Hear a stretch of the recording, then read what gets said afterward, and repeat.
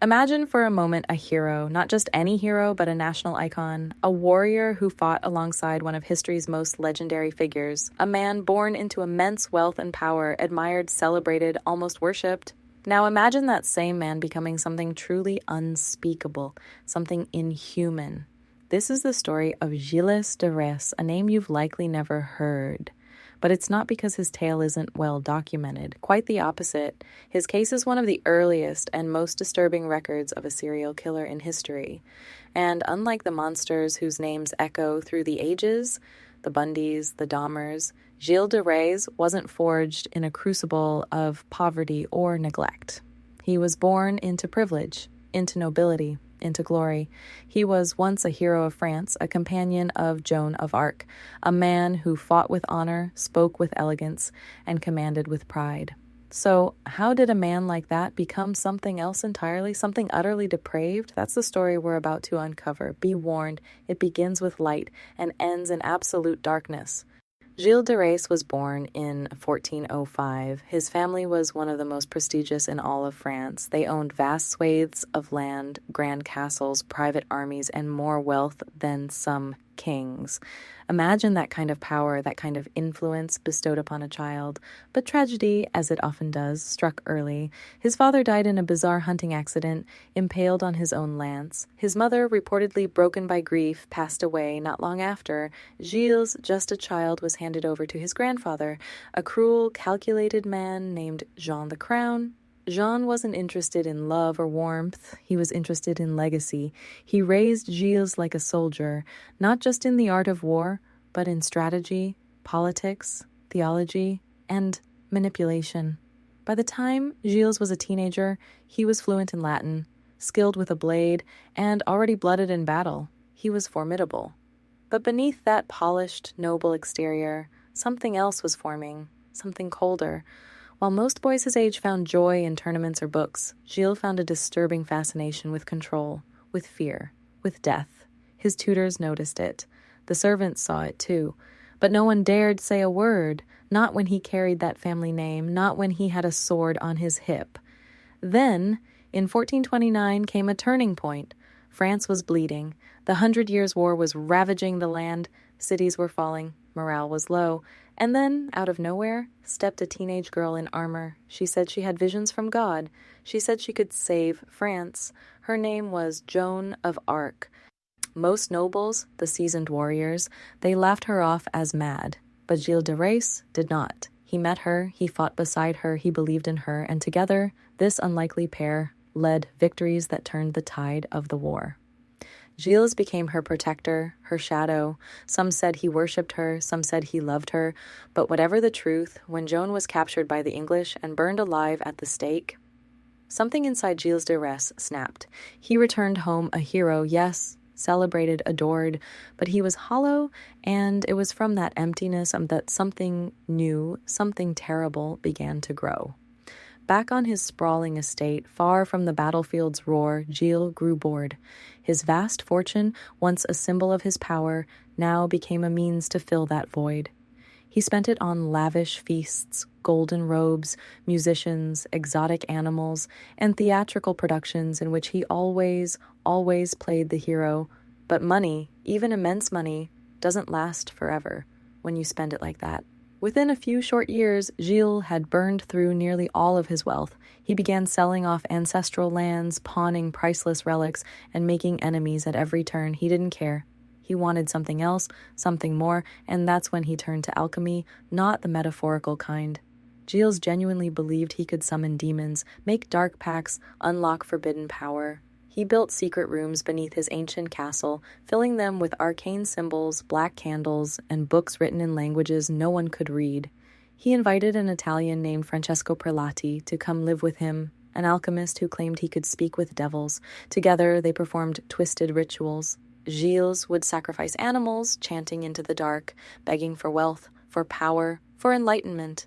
But still, nothing came. Just silence and frustration. And so, in his boundless frustration, he made a choice. If animals weren't enough, he would offer something greater. Around this time, in the quiet villages nearby, children began to disappear. At first, it was just one or two. A young boy heading to the market, a servant's daughter walking home after dusk. They vanished like smoke. No bodies, no evidence, just absence. Parents searched frantically. Villagers whispered nervously. But Gilles was nobility, remember? He threw lavish events, paid good wages, and spoke with elegance. Who would dare accuse a marshal of France? Besides, Gilles had a method, a horrifyingly effective one. He would send out his trusted servants to scout the villages. They would offer children, usually boys between 6 and 14, jobs or food or even an education at the castle. Poor families, desperate and hungry, often agreed. The children would leave, and they would never return. Inside the castle, behind stone walls and iron doors, the man once known as Gilles de Rais transformed. Witnesses, brave enough to speak later, described rooms draped in black, lit by a single flickering candle. The children would be stripped, mocked, and told to pray. Then Gilles de Rais would descend upon them. What he did defies belief. He abused them, he tortured them, and when he was done, he killed them, sometimes with a dagger, sometimes with a sword, sometimes slowly. He watched them die. He later described feeling ecstasy, not sexual, he clarified, but spiritual, as if he were touching something beyond life itself. And then he would burn the tiny bodies in the great hearth, or throw them into the cold, black moat, or bury them deep under the floorboards. One witness, his own valet, later testified that he had seen piles of bones hidden beneath the castle, dozens, maybe hundreds. For years, Gilles continued his depraved rituals. Years. He even wrote poetry about it, long, flowery verses filled with dark metaphors and gruesome symbolism. Some of his guests grew suspicious. A nobleman once left in the middle of the night after hearing screams echoing from behind a wall. But Gilles' fearsome reputation, his undeniable charisma, and his lingering political power kept most from ever speaking out. The silence of fear was his accomplice until he made a mistake. A petty, mundane mistake that had nothing to do with the unspeakable horrors he was committing. He kidnapped a priest involved in a land dispute with him and held him captive in the castle. It was a secular dispute, but it gave the church a reason to investigate. And when they arrived, what they found was not just evidence of heresy, it was something else entirely. In 1440, the mighty Gilles de Rais, Marshal of France, Lord of sprawling estates, hero of Orléans, was arrested. Word of it spread like wildfire. To the common people, it felt like the very ground shaking beneath their feet. This wasn't some petty noble accused of theft or treason. This was a national icon, a war hero, and now a suspected child killer.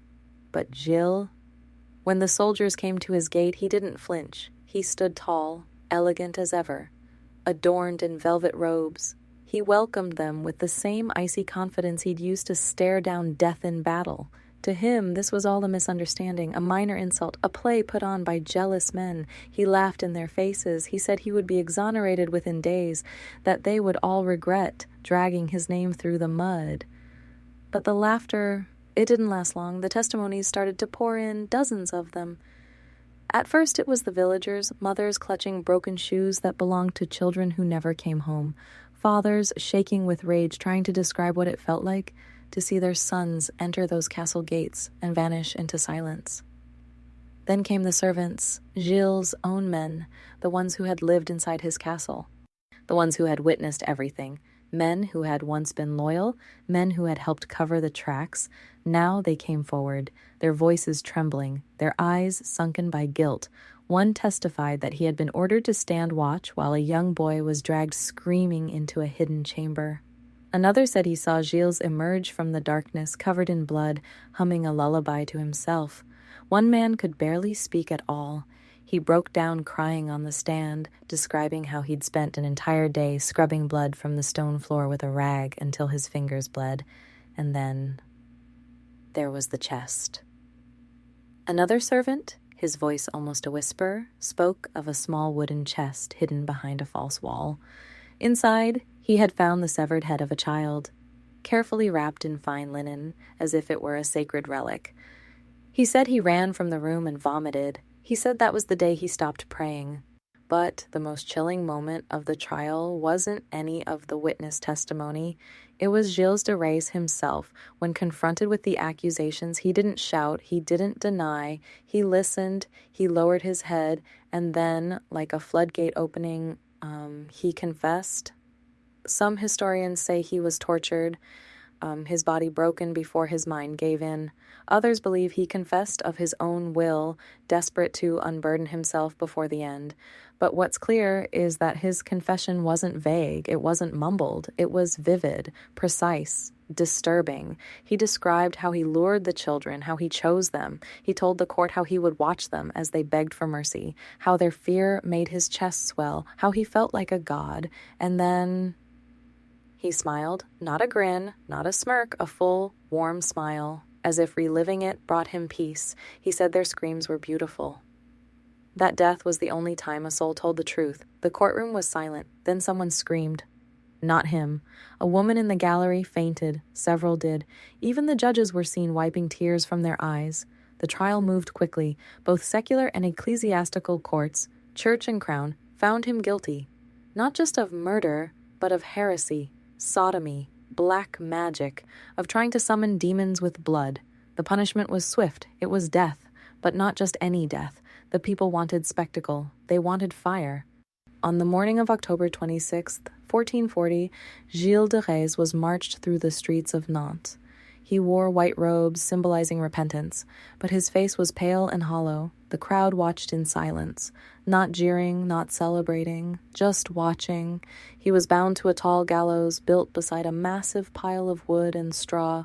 The executioners offered him a priest, and he took it. For a brief moment, he broke. He wept. He begged for forgiveness, not from the people, but from God. He called out to Joan of Arc by name. He said her death had broken something in him, that when she burned, his soul burned with her, and what was left behind wasn't human. Then the flames were lit. They say the fire spread fast. The white robes turned black. Gilles screamed, but not just in pain.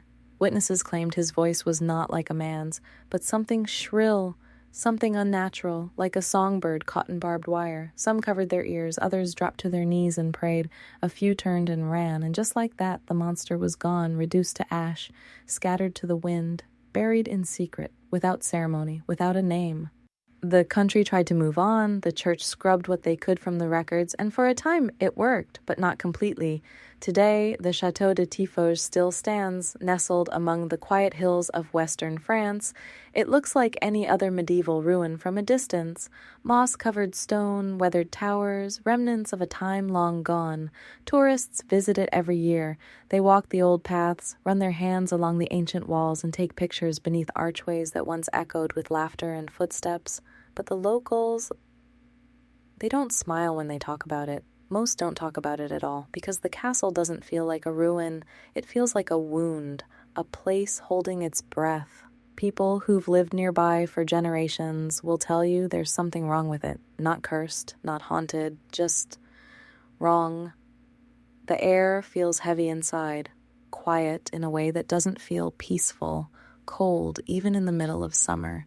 Some say the rooms seem to shrink when you're alone, that the light fades faster inside the walls, like the castle wants to swallow time itself. There are no plaques for the children, no monument to the lives taken, just history books that gloss over the worst of it, and a few guides who hint carefully at what happened there.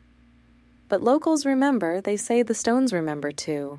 And if you ask them, they'll tell you stories of people who felt watched, of footsteps that didn't match their own, of an oppressive stillness in certain corners of the lower levels, and they'll tell you this: if you stay too long, if you go off the path and into the shadows, you won't see a knight or a nobleman. You'll see what he really was, not a ghost, not a legend, just a man who killed the innocent, and a name that history couldn't bury. What are your thoughts on Gilles de Rais' story? Do you think a hero can truly become a monster, or was the darkness always lurking beneath the surface?